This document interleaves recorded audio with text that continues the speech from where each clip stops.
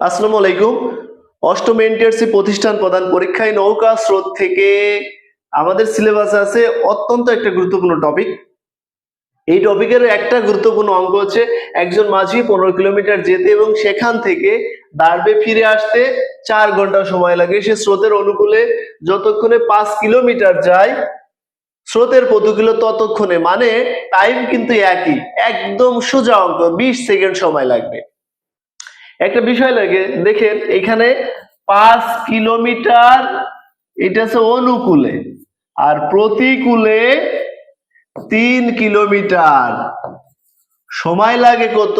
একই সময় লাগে আপনার 1 ঘন্টা, 2 ঘন্টা, 5 ঘন্টা, 10 ঘন্টা। তাহলে সময় কিন্তু ইফেক্ট করছে না, তাহলে একটা জিনিস ইফেক্ট করছে, মানে 5 কিলোমিটার যেতে পারে আবার ফিরে আসতে 3 কিলোমিটার, তাহলে ধাক্কা দিয়ে কমাই দিয়েছে কে?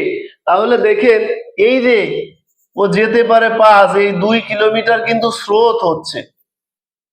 তার মানে দেখেন এইখানে এক ব্যক্তি সে নিজে নিজে গেলে 5 যেতে পারে, ঠিক আছে, নিজে 5 যেতে পারে, কিন্তু আবার অনুকূলে যাচ্ছে 3, তাহলে এই 2 কিলোমিটার সে স্রোত তাকে ধাক্কায় রাখছে, তাই না? বিষয়টা বুঝতে পারছেন? অনুকূলে গেলে যায় 5, প্রতিকূলে আসে 3। তাহলে প্রতিকূলে আসার সময় যে 3 আসতেছে, কম আসতেছে কিসের কারণে? স্রোতের কারণে। কত স্রোত? ওই 2 কিলোমিটার। ধন্যবাদ সবাইকে।